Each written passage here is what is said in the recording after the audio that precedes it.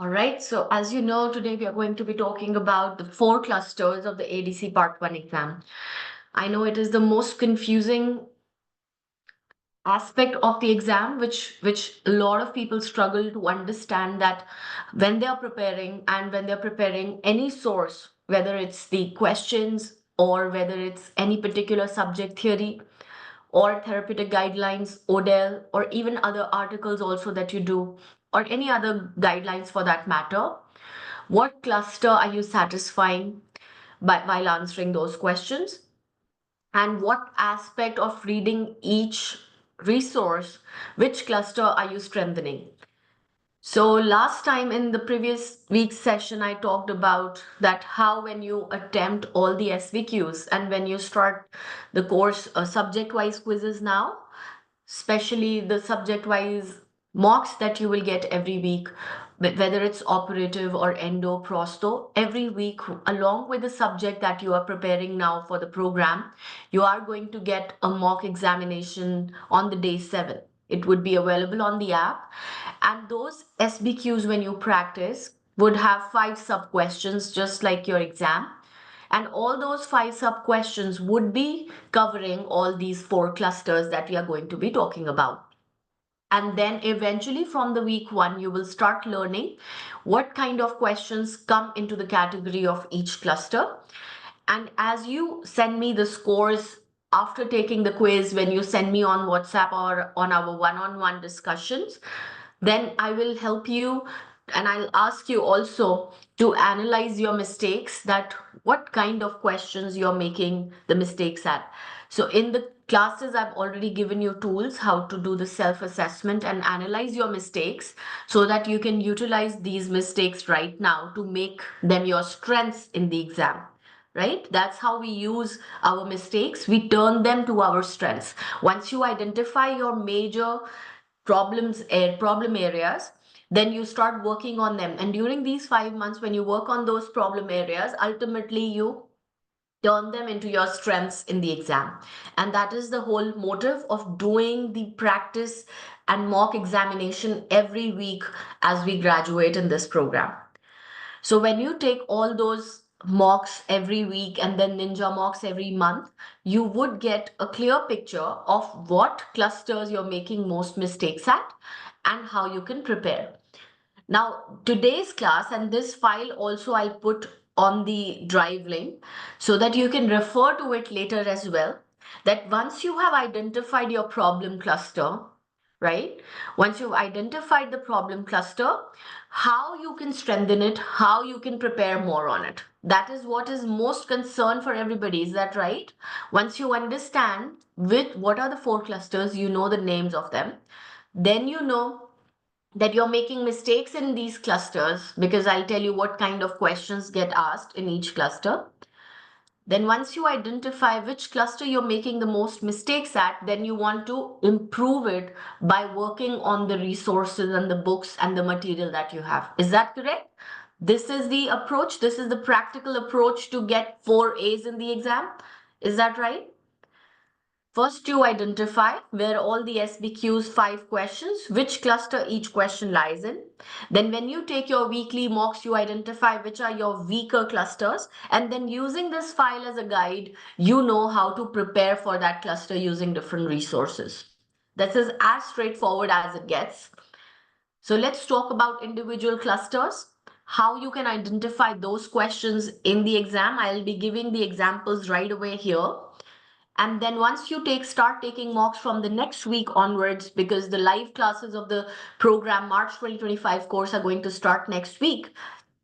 And along with every week subject, once you start taking the subject wise classes, the mocks, you have to start putting on paper what is your weakness and how you're going to improve it. So let's start talking about information gathering cluster. Most of your questions, scenario-based questions, the first question usually that gets asked would be pertaining from this cluster. Everybody can see my screen. There's no issue in that.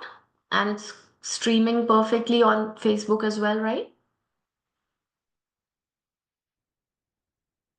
All right. So information gathering cluster starts from the moment you start reading the history in the examination. So, you reading the question, please know that is part of your judgment, part of your examination, how well you are reading the question. So, your success on the next five questions completely lies on your skill of number one skill of reading the keywords, going through the most important aspects of the patient's history. Am I making myself very clear?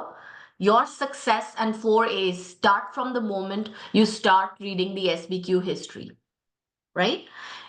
In the past, histories used to be very elaborate and long, and that used to be exhaustive experience in its own, kind of like a reading exercise.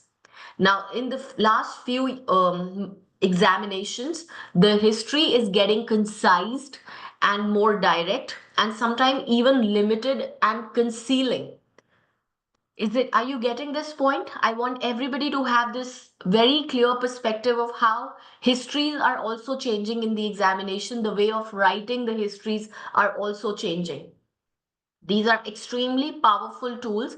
If you anticipate these things in the exam, it gets easier to attempt those questions and get confidently correct answers. Is that right? So initially, some of the past papers that you'll practice, the history you will find is very elaborate, especially the Mega Master file because it's from the previous years. But the concepts are still not changing. So concepts and syllabus wise, it is still relevant. But the history used to be very elaborate and there used to be a lot of filler words and it used to intrigue and confuse students. So that was a challenge in its own.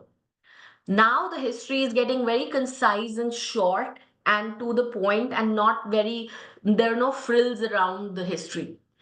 So again, that is also getting challenging and confusing for candidates because it's very straightforward and then in few words, it's again a likelihood to miss certain important aspects.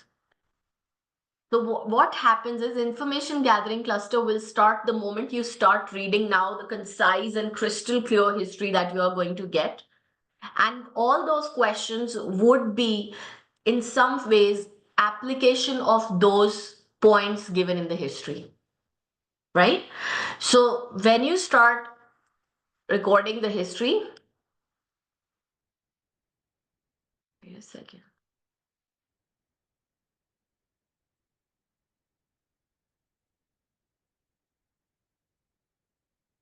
Yeah. So when you start recording the history or reading the history in the examination, the medical aspect given in the patient's history, the social aspect, what group of population they belong to, whether the language barrier is there or not. So socially, where they fit in the society, whether what is the age group of the patient, socially, are they like a child patient or an elderly patient, senior patients, or they're sportsmen. So their social role or their position in the society also have an implication on their management, their dietary history, which is given to you, then their oral health history that is given to you, past dental history that is given to you.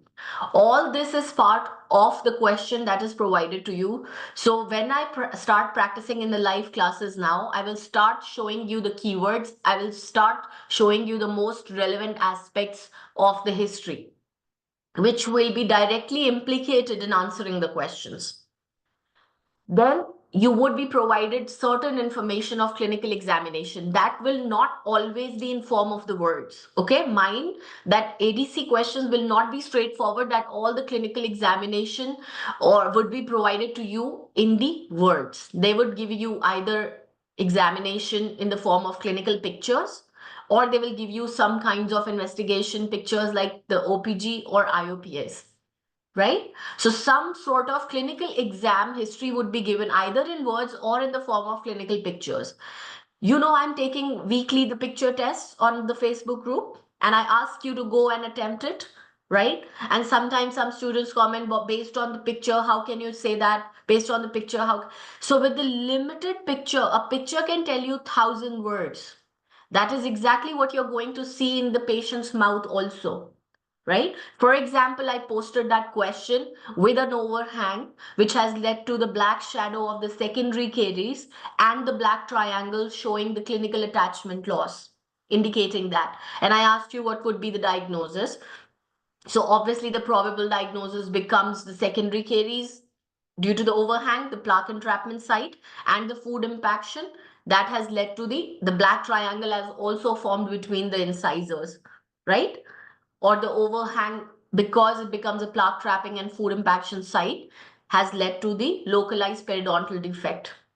So the clinical examination or the clinical picture in that matter in this exam, because the patient is not sitting in front of you, the picture of the mouth is given to you, on the basis of which a lot of observations and derivations you will have to make. Am I making sense here? And that is why I'm doing the weekly picture tests with you on the Facebook group. So everything that I'm doing has a reason and a purpose. It is not just for the fun of it, right? So every week I ask you to start taking those picture tests. Why? Because without history, when I'm making you look at the picture, you're not reading any words. You are training your eyes to focus, and the same ways this exercising that I'm training you right now in the 5 months, you will be easily applying in the exam and noticing those things. Is that right or wrong? So you understand the relevance of the picture tests and why I make you take them? Now, going forward, if you start practicing those picture texts, that's your clinical examination that you're practicing. So ADC will provide you pictures, abnormalities of the dentition, mouth, and associated structures. Like I'm giving you an OPG where there is a radiolucency and a corticated lining. All those features I'm asking you to see, observe, and write there on the comment section. So you're training your mind and eyes to start identifying those things. And as you train every week in the exam, any new picture of any new lesions, would you miss any information then? Because of this much practice, tell me. Would you miss any information on any clinical picture provided to you because I would have given you and you would have been practicing all these weeks? Now, coming forward would be diagnostic tests. Some of the tests they might provide you in history that you did it. There's this test and this is the outcome. And some of the questions will start now. Based on this examination, based on this history, what is the next diagnostic test that you would do? So, for example, there was this overhang and a black triangle. So, embrasure was, gingiva was missing in the embrasure. So, food impactions there, patient complains of bad, foul smell from that area. So, that will make you to start probing that area. Is that right? Is that correct? When you have a food impaction situation and you're suspecting a localized perio defect, so you would start with the probing of that area. You would have a localized pocket, deep probing depth in that area, right? It could be associated with gum recession. Sometimes it could be just attachment loss and gingiva might be there on its original level as well, right? But the probing will help you know that whether there is a localized periodontal defect, right? So diagnostic test gets asked. So all the SBQs, when it starts with what investigation would you do, is your information gathering cluster. Understood? But the information gathering cluster is maybe the first question, but the entire history and the pictures given to you would be part of that. They want to judge you whether you can read the history correctly and then choose the correct investigation, whether you can look at the picture and choose the correct next investigation. Am I making sense? How point 1 and 2 are provided to you in the question, and third one becomes the first question of that particular SBQ. Am I making full sense? Whether it's FPD, prosto, whether it's periodontics, whether it's extraction, whatever history you have to do, a surgical intervention is needed, all the medical history, social history would impact your surgical decision, whether patients taking bisphosphonate, their drug history, any medical condition that may impact the surgical decisions, right? Or require referral, or a severe pain, endodontic situation, the pulp test would be needed, right? Am I making full sense here? How 1 and 2 is the part of the question, and you have to still start reading it, right? Histological questions are very less rocky, but Odell covers the most important ones. Then comes other question that can be part of this cluster would be maintaining records. So you have seen questions that how long would you keep the records of this patient, right? Or what would you write in the records, right? Or obtaining records from the previous dentist. That is also information. Is that correct? So those kind of questions can also follow, that it could be patient may have done from some other dentist, patient may have had some other discussion with the previous dentist. How are you going to, you know, going to talk to the previous dentist or tell the patient to talk to the previous dentist? Those are also information gathering cluster questions. Am I making full sense here? All these SBQs that I'm giving you examples, we are going to do with references and practice that. But right now, I want you to have full clarity. The moment you start looking at the SBQs now, this information will start coming in compartments. And then risk factors. Maybe a question gets asked. Patient comes with early childhood caries. It's a pediatric patient and he snacks between the meals also, and he takes sticky candies and all that. Suppose a diet history is given to you. So diet history is given to you. That's the first part. But a risk factor question, what is the most cariogenic food that the child is consuming? Option may be yogurt and cheese and sticky candies and rice milk. Examples. These are also your information gathering cluster. Yes or no, please. Is it all making full sense right now? I don't want you to understand with each subject what are those questions. You will eventually get there every week when we move with them. But I want you today to have this full clarity that how the questions can be at least dedicated to individual cluster. Then any radiograph, they will ask you what radiograph to take. So a lot of trauma questions get asked and the correct radiograph gets asked. I posted that question on my trivia series on the Facebook where we talked about the traumatic tooth and we talked about taking the next X-ray, right? Where the front teeth were traumatized and maxillary anterior tooth was traumatized, and the next radiograph. And there was again controversy on that answers and people referring OPG and other IOPs, but the trauma guidelines gave you the specific IOPA that is needed after the anterior tooth fracture. So we don't just go by instincts, what we may be doing in the clinics. No, we go by guidelines to answer those questions in the exam. And I will show you in the advanced file how even one tricky word can change your answer. Are you getting the gravity of one single word getting changed in the exam can change your answer? So your knowledge cannot be superficial. Your knowledge has to go deep. IOPA is the answer, Habiba, but which IOPA? Keeping which tooth in the center? That depth I'm talking about. Knowing that you need an IOPA and not an OBG is a superficial knowledge, but knowing which IOPA, with which particular tooth in the center first, and then second which, so prioritizing and triaging also, right? Yes. Rocky, please let's keep these questions towards the end of the session, right? So all the radiographs and the deeper knowledge comes from studying the guidelines to the T in depth. And that's what you will be doing. So as you move along in the pediatric week, when we go to the pedodontics and orthodontics week, you will be doing the trauma guideline classes. All the trauma guidelines are covered word for word for you to know which particular examination to do, what are the follow-up times, what are the splinting times, where you have to splint, where you don't have to splint, which antibiotics to give. For example, it's the avulsion thing going on. So all the trauma in anterior teeth are extremely important for the exam and the investigation. So information gathering cluster will be huge on trauma questions also. Please know that. Am I making sense here? Is everyone getting the relevance of each resource that is provided to you during the program? Why I've done those articles, why I have done those guidelines with you, and where would you be applying those questions?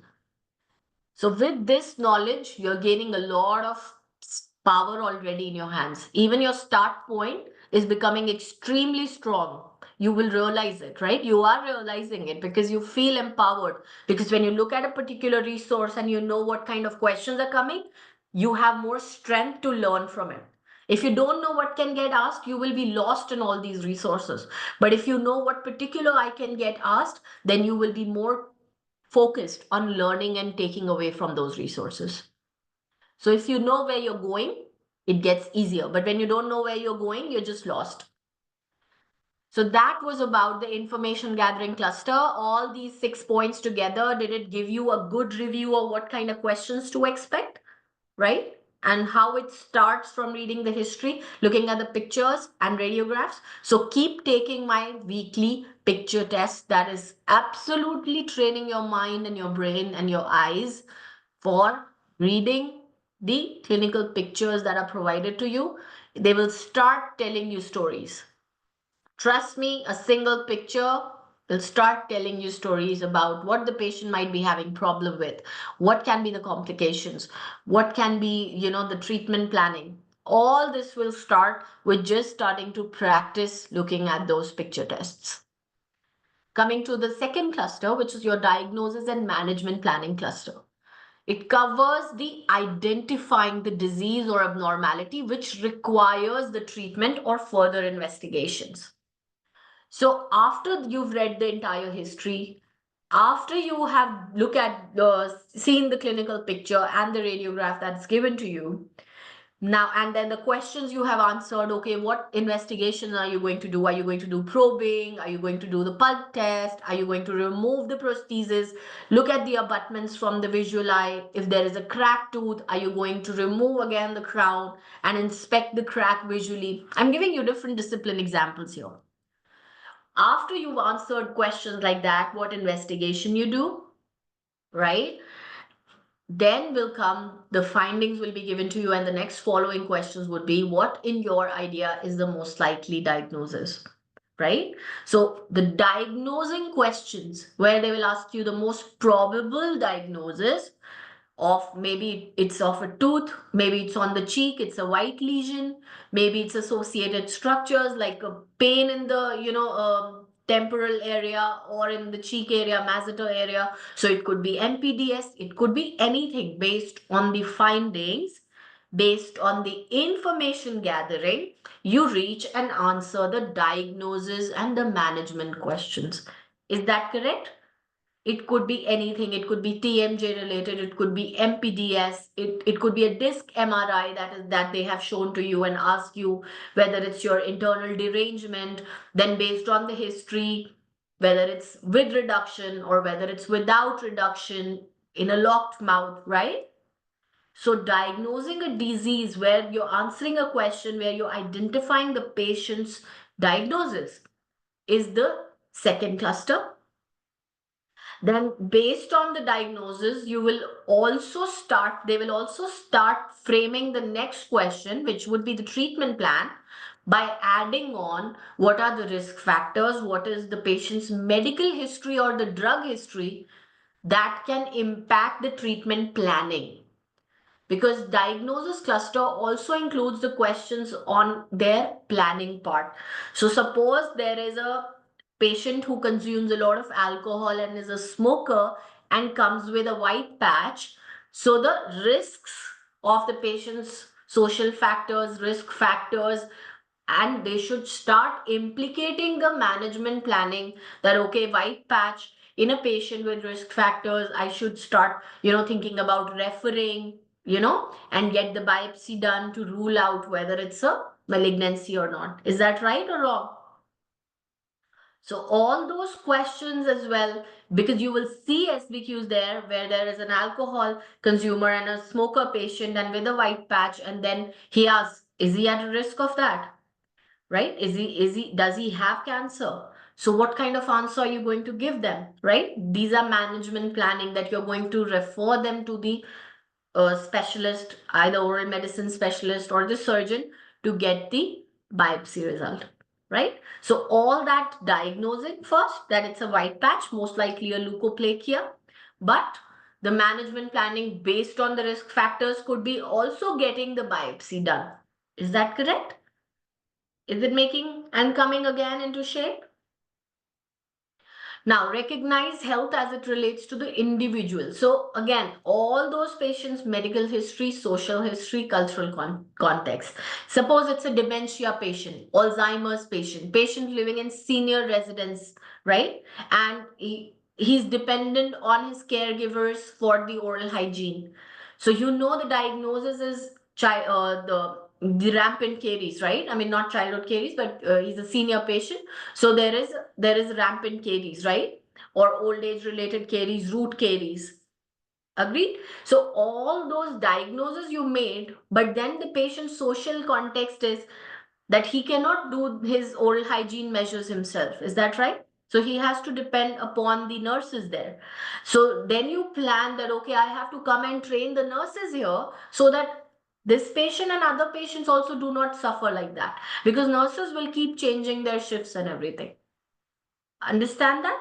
So that is their social context. Agree? So that also comes in part of the management planning, that you've diagnosed the condition, but you also have to see that the management would not just be giving the caries treatment to this patient, but might also include training the staff and everything. Similarly, for the sports person, you know that there is a risk of trauma. So then management planning of going and, educating the team about using the mouth guards. Is it making sense? Those kind of questions are coming under your diagnosis and management planning cluster. After you have identified the disease and you've answered the questions which are like how you're planning the treatment for them, then would be about executing the treatment. The questions would ask, what would you do? As a general dentist, whatever comes under your expertise, those questions you will choose that treatment. But whatever does not come under your expertise, you will choose to refer. All those concepts are given in therapeutic guidelines, right? So when you do the clinical treatment and evaluation cluster questions, it would start with where you are giving the treatment or where a referral would be needed, right?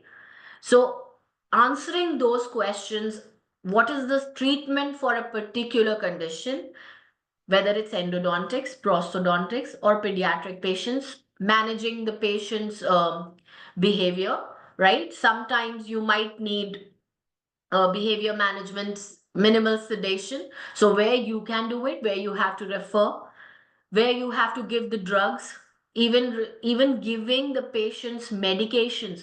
Pharmacological management is also clinical treatment and evaluation, right? So knowing the question that get asked, what drug would you advise, for example, or there is a moderate to severe pain to mild pain, knowing the painkillers. Again, everything gets connected to the history given. If the patient has history of gastric ulcer or the patient has active gastric ulcer, the choice of painkiller will change or not? Yes or no, please. History of gastric ulcer or active gastric ulcer, the choice of painkillers will change. So those are your clinical treatment and evaluation question. What painkiller are you going to advise him? Is that right? Then a dry mouth condition can, your dry socket situation or a dry socket conditions that has come. So that is evaluation of the treatment, because dry socket would be after giving the treatment. Is that right? After you've done the extraction, the evaluation questions are also coming and part of third cluster, clinical treatment and evaluation. You've done a periodontal treatment. You're checking at what time would you call for a follow-up appointment? What are the indicators of the healing? The bleeding on probing, the reduced probing depth, how much clinical attachment gain can you observe, right? Or how much reduction in the probing depth can you observe? All those questions are clinical treatment and evaluation. Is that right? Observing the socket after the extraction, whether it's healing correctly or not. Post-op bleeding that may occur after extraction if you missed out any important medical history. Even MRONJ if sets in if you ignored the medical history and drug history. That is under evaluation and clinical treatment. Then trauma. Whatever trauma cases are asked, you are asked, okay, this is the trauma case, this is the pinpoint exposure, clinical picture is given to you. On the basis of clinical picture, you will observe, then you'll take IOPAs as indicated by the trauma guidelines. Those are your diagnosis questions. You would diagnose what kind of trauma is there. But clinical treatment and evaluation will get, okay, what would be the restoration that you give, whether you're doing DPC, direct pulp capping, or you're doing pulpotomy, right? Or you're doing pulpectomy. When it's evulgent, to then it's immature root, then it's mature root, then it's your primary tooth, where you're going to reimplant, where you're not going to reimplant. So are you getting the idea here? Then the violence questions, domestic and family abuse questions, abusive husband or child abuse suspicion. All these where based on the provided information, whether you're going to probe further, whether going to involve police, whether you're going to involve authorities, those kind of choice of questions are under clinical treatment and evaluation as well. So treatment can be the dental treatment can be sending them to GP for further medical assessment. For example, a patient with a history of hepatitis B, right, and wants to go for extractions. So there is a risk of clotting factors deficiencies because of long-standing liver issues or cirrhosis. So a general medical practitioner assessment and liver function test would be required for them before you plan extractions for them. So that also comes under clinical treatment and evaluation, right? So where you are utilizing the patient's medical history and all these history to decide the treatment plan and choosing what is the best treatment for that patient, right? These are all parts of your management. Now, clinical treatment, also includes monitoring after giving the treatment. As I said, after giving a periodontal treatment, after giving implants, right? If there's paresthesia, then after doing extractions, especially after this, then endodontic treatments, post-op x-rays, they're all under your evaluation. Even the chapters on therapeutic guidelines that we'll do for dental emergencies and medical emergencies, all these are also how you're going to manage them, coming under the clinical treatment cluster, right? Medications, management of dental caries, what material you're using, where you're using GIC, where you're using RMGIC, where you're using composite resins, where you're going with full crowns, right? And then also for dry mouth management, halitosis management, all these are clinical treatment and evaluation topics. And when there is a white lesion, there is lichenoid reaction, lichen planus, denture stomatitis, antifungal management of all the candidiasis. All these questions are coming under clinical treatment. So when you start taking mocks every week, whether it's oral medicine mock, I will be asking you all these lesions questions. Whether there is an oral surgery mock, I will be asking you challenges of extraction questions, right? So all these mocks every week will help you know that the treatment part you're struggling with, investigation part you're struggling with, diagnosis and planning, what is the next step is that you're struggling with, or answering the questions with health promotion. What is your intervention in the health promotion? And professionally, how would you handle the complicated cases of training the staff, and preventing your exposure incidences. So individually, when you start taking subject-wise mocks, you will get a more clear picture of your mistakes or not, and that too subject-wise. So you will also know that in which subject, which cluster is weak, because you will not know, you will not be struggling with information gathering or investigations in all the subject. Is that right? Yes, Danish, that's what's happening. There are mocks every week after completion of every subject, which will start next week with the live classes. The course has already started. The live classes are starting next week. So are you getting my point? Coming back, I'm bringing your attention to a fact that in every different subject, you will not struggle with the same cluster. With every different subject, you might struggle with a different cluster. So when you start taking subject-wise mocks, you are starting to highlight which cluster you're struggling with in each concept. Like trauma questions will come in pedo, and there you might be struggling with the, okay, I can't remember which X-ray to take. Or you might remember, I can't remember the splint times or follow-up times. That is clinical treatment and evaluation cluster. But if you don't remember which X-rays to take, then you're struggling with the information gathering cluster. And when you don't know whether it's a luxative injury, whether it's a concussion, whether it's a subluxation, whether it's your complicated crown fracture, whether it's uncomplicated crown fracture, whether it's the root fracture, then you're struggling with the diagnosis and management cluster. Is that right or wrong? I'm giving you this beautiful example right there, which is going to be abundantly present in the exam. So the moment you start taking subject-wise mocks now, in the first 8 weeks only, I'm giving you that confidence that in the first 8 weeks, you would have immediate awareness of your challenge areas so that you can spend the next 14 weeks actually strengthening them. Tell me that. This is the kind of power that you get at the Winspurt program, starting from week 1, right? So these are the examples of the treatment and evaluation. Further going on, subject-wise, I'm giving you that these clinical treatment can be coming from the periodontal conditions, coming from the extraction procedure questions, whether you will extract, whether you will refer, whether you will do surgical extraction, whether you will do normal extraction, where you will leave the root fragment behind, where you will not leave the root fragment behind. So once you start taking the oral surgery mock, you will know that the treatment evaluation is that I'm missing, or investigation that I'm missing, or the referral part that I'm missing. Yes or no's, please. So subject wise, when you start taking the SBQs, you will immediately start seeing the contrasts. That is the whole idea behind it, Rocky, to make it fun and interesting. I mean, it's so boring to just keep going through the study material, and if you ask you, just keep reading articles, keep reading books, but you don't know what you're looking at, but you don't know what you're trying to gain out of it. Can you learn and can you have fun? But if I make it a puzzle that you're doing this mock and these are the 5 puzzle pieces, you have to get it all right. And when you make a mistake, you immediately see that this is the piece of the puzzle that I missed. And this is the piece of the puzzle that I miss often.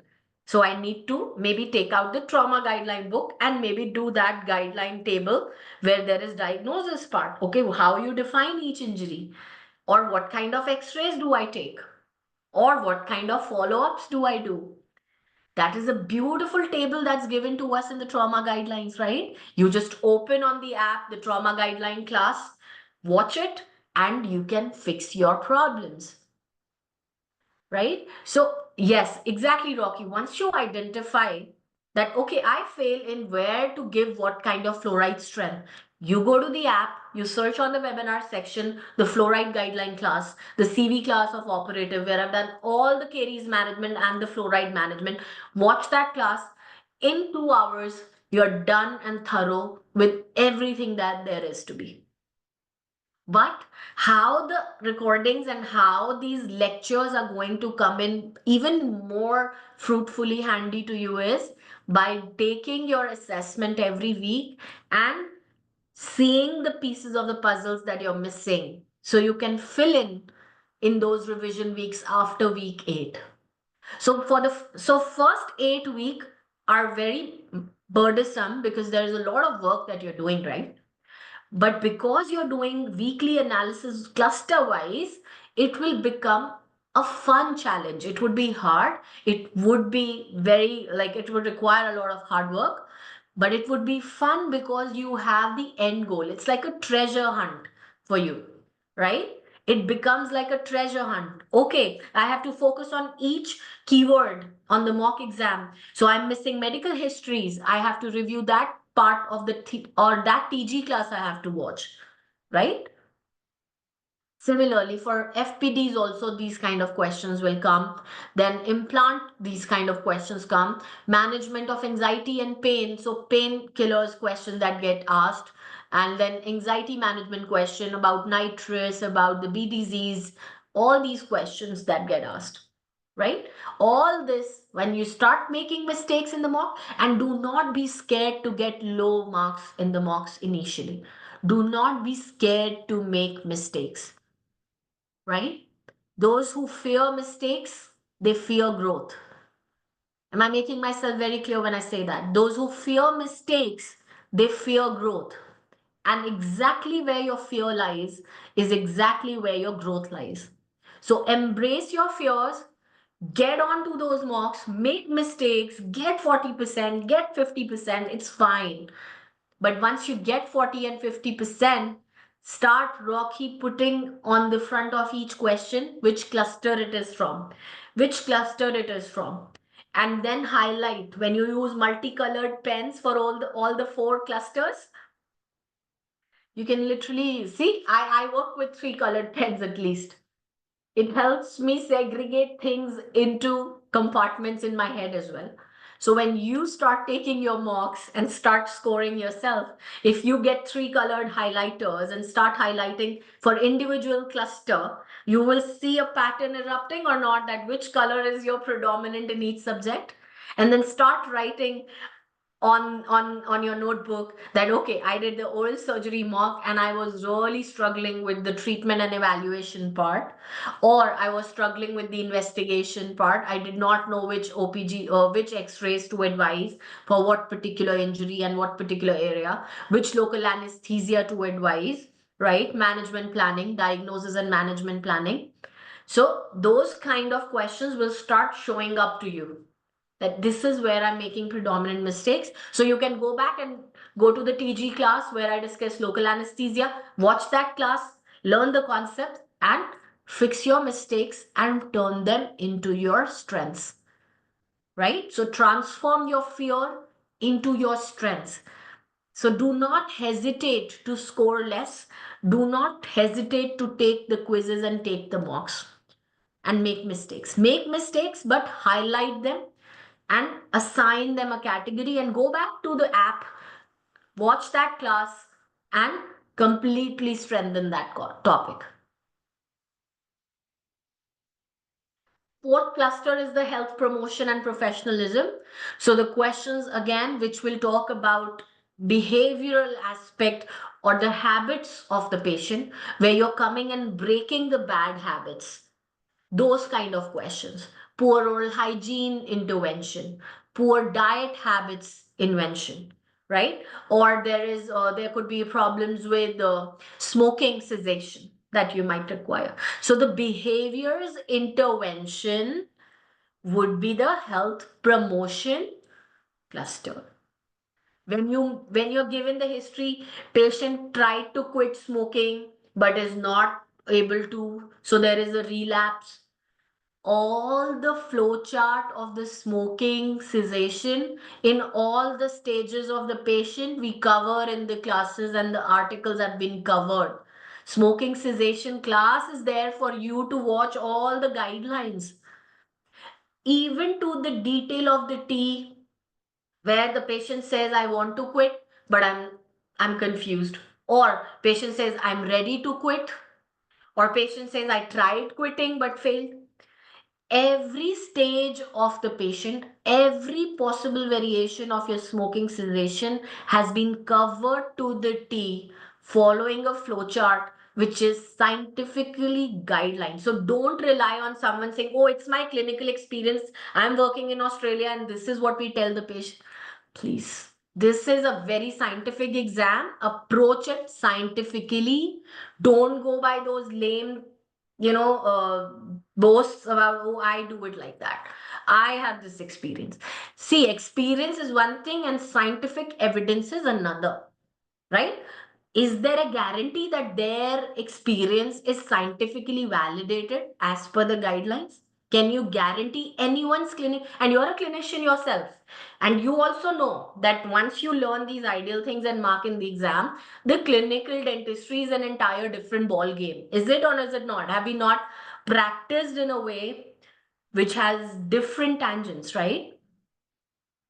Focus here, Richa. Everyone else. I'll talk about the app. My team is going to send all the details about the app. Focus, Richa. Okay? Tell me about this. So, when there is a smoking cessation question, patient can be on any stage. Do we have a scientific guideline to answer those questions accurately? Yes or no, please. Do we have the guidelines? Do we have that class on the app where you know exact what stage of the patient is? So if you do 5, 6 variations of smoking cessation questions, I have answers scientifically backed up for all those 5 situations. And all those variations can get asked in the exam.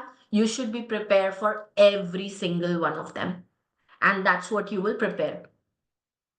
Then all those health policies and guidelines that has been developed and are available, we are doing all those ADA guidelines and marking the answers accordingly. So those kind of questions are health promotion.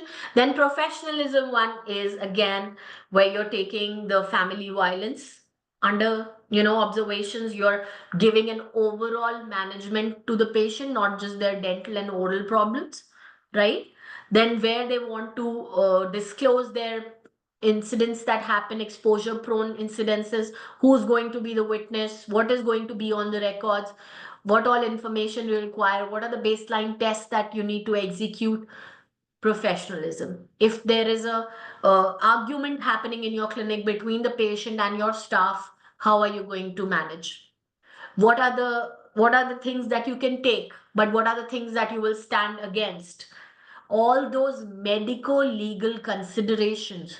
We are going to do the medical legal articles this time also.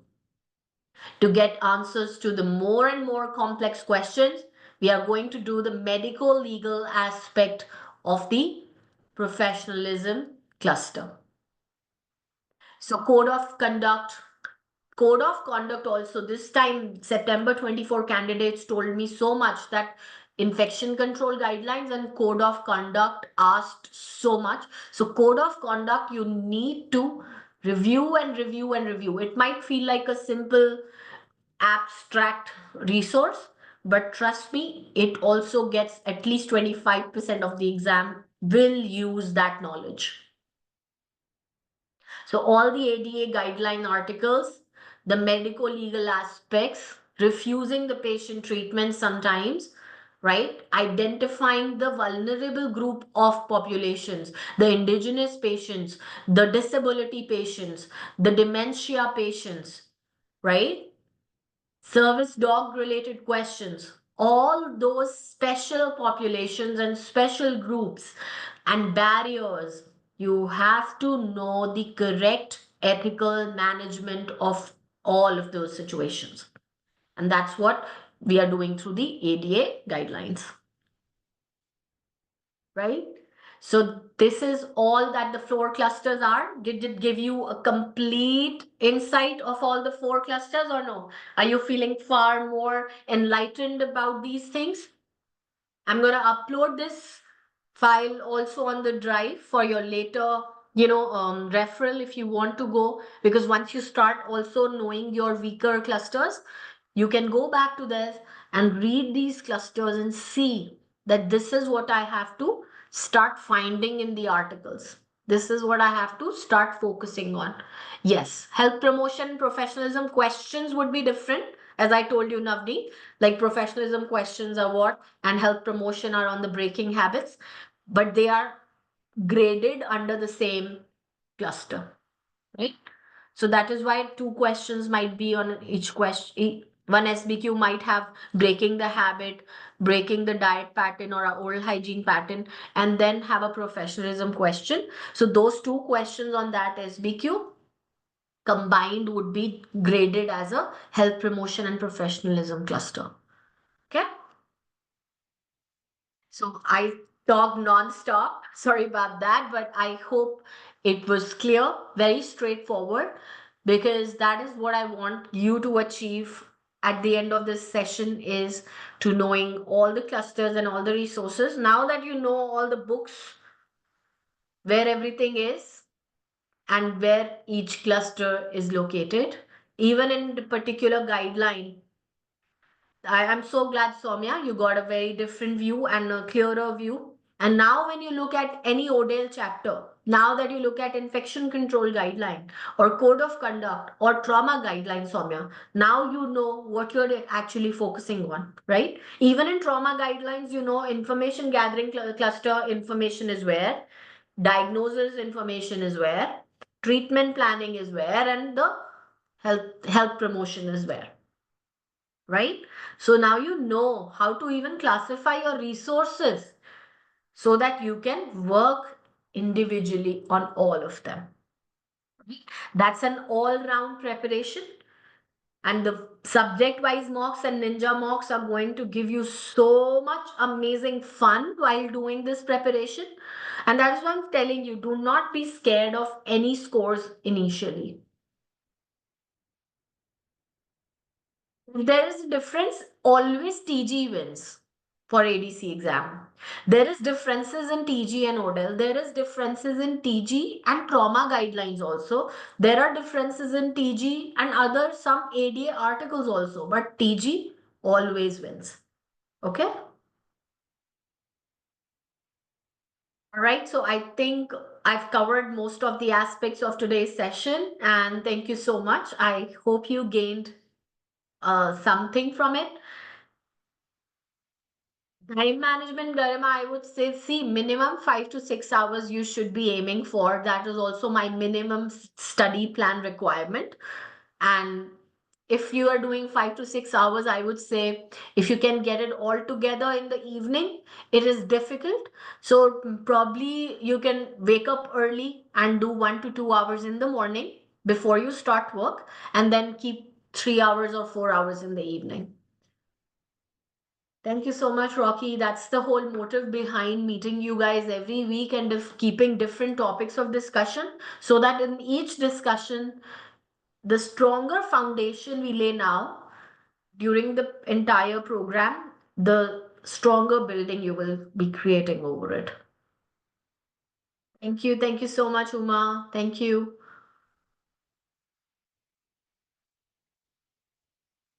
Can you ask which cluster the question belong while giving question on WhatsApp? So, Masoom, you're saying that no, that is not me telling you. That is you identifying which cluster it is. If I tell you, then you're not using your brain to identify and knowing and categorizing it. No, when you see a question now, I will tell you the tools to identify a question. But when I do the live classes, Masoom, I am going, that is your test time. In your test time, I am not going to identify it. But when I give you live classes, Masoom, then I'm going to tell you under each SBQ where each question is in which cluster. Okay? That is my job during the live class to tell you. Now, Habiba, please write your question again. I'm going to answer it. It's gone up. So, Masoom, did you get your answer? On the WhatsApp practice questions, that's your test time. So you will identify it. But on the live classes, I will tell you under each SBQ where each question falls. So your test time, you will see whether you're grading that or not. Okay? Yeah, Habiba, can you please put your question again? Risk factors. Risk factors are there in the history that is going to indicate answer of each cluster, right? First, let me answer your first question, Abiba. So the risk factors that are given, alcohol, smoking, for example, right? Or poor oral hygiene, they are not the answer. Direct risk factor question is not asked, but it will answer, it will dedicate or it will indicate you what answers to choose in treatment planning, what answers to choose while health promotion one, what answer to choose for investigation question, and what answer to choose for the diagnosis. Is that making sense? Risk factor is given to you to help you choose the answer in all the four clusters. So risk factor is a tool that you will use to answer all the 4 clusters. Habiba, for the first question, did you get your answer? Now, where to refer is a treatment planning question. Yes. It is a diagnosis and management planning question also, because it is a part of your plan. And then also for evaluations where you have to refer for the evaluation can be part of treatment planning, clinical treatment and evaluation cluster also. So those two. There is no difference between all the 4 sections are same. All the 4 sections have all the subjects combined now. Earlier used to be paper 1, paper 2, paper 3, paper 4. That's a very, very historical method now. Nobody even talks about it now. Yes. Archita, like the live classes are going to be on Thursdays and Saturdays, and Tuesdays are going to be our power sessions. So every Thursday and Saturday is the advanced file classes only. And we are going to do 5 pages. So I'm almost ready with the latest advanced file. It's close to 200 pages. So yeah, but we are meeting twice every week for advanced file classes now, Archita. Last batch, it was 1 live class a week for advanced file. This time it's going to be 2 live classes per week for advanced file, right? And the latest advanced file I'll upload on the drive, so you will know every week 5 pages in each class, so 10 pages each week, right? If I read TG, then I will be able to cover all 4 clusters. Only for certain subjects, that's what I'm saying. You will miss out if you read only TG. Yes, TG will prepare you for all the 4 cluster, but alone TG can prepare you for trauma. Can TG prepare you for trauma guidelines? Can TG prepare you for infection control guidelines? Can TG prepare you for in-depth management of operative cases, prosthodontic cases, implant cases, periodontal cases, Sagar? So TG can prepare you for extractions, local anesthesia, halitosis, dry mouth management, caries management, superficially in terms of preventive, but not the operative aspect of it, not the endodontic aspects, not the periodontal treatments, right? The phases of periotherapy. And TG cannot prepare you for infection control. TG cannot prepare you fully for the trauma guidelines. And that is why we have other classes and other resources for them, right? Not Richa. Everything else that you're doing is your current plan and roster.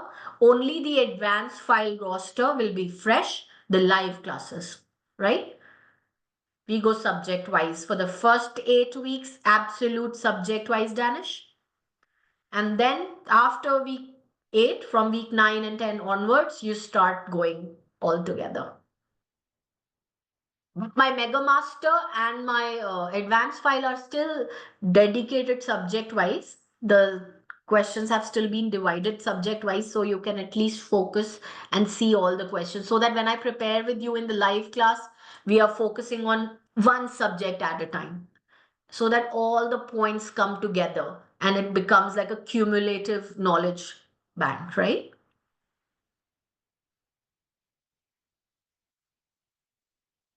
Rocky, what I'm going to do is I'm going to start from week 1. Advanced file roster I'll make, and I'll write week 1 because every week there will be 2 advanced file classes, right? On Thursdays and Saturdays. So I'm going to write on Thursday class, Saturday class, page numbers and advanced file. Okay. So that you have that document, I'll put it on the drive and you have the advanced file, so you will see. Okay. Yeah, that I can do. I'll create a roster for the advanced file. And in case some emergency, I might change the day for that advanced file class, but that will be announced to you on the WhatsApp group. Otherwise, it would be usual Thursdays and Saturdays. Right? All right, guys. So any more questions, please drop me a message on my WhatsApp. You have my Facebook page to message me. You have my... Right now, Kathy, the existing advanced file from the September, that's what you're asking? So while we start the newer ones from the next week, till that time you can, because of course anything that you learn any class that you watch is going to give you more and more information. So you would have seen, Kathy, every time you even rewatch a class, you will learn at least 20 more new things every time you revise the recording. And that's the whole idea behind it, to make you go through them again and again and again. So because only first time your brain only retains 18% of the information. So you, to get more 18%, you have to review and revise and review. So always watching and going through the classes again and again is only strengthening your concepts, right? All right, so we are taking off from the free public mock next week and a free public mock discussion class next week. And then we start officially our program. So orientation class would be on the 5th of October. And before that, we'll have our discussion class. We'll have our mock discussion class as well. And then we start our power sessions. And then we start our twice a week advanced file sessions. So mock is coming early part of the next week's, Habiba. So I'm gonna announce the dates very soon, but it's the early half of the next week, right? And similarly, the discussion class as well would be maybe in a day or two of that. So yeah, that would be it for today, guys. Thank you for being amazing, fabulous audience that you always are. And I'll see you guys next week for the mock discussion. Before that, please check on our page and get the link for the mock examination. The app links also. People were asking about where the app is, everything. All the details will be provided. Yes, Habiba. Advanced file has all the important SPQs. It's 200 page now, so almost 200 SPQs. You can say even more, right? All right, maybe 250 SPQs of all the 8 subjects combined. Thank you so much, guys. Good night. And drop me a message on WhatsApp and I'll see you there. Bye.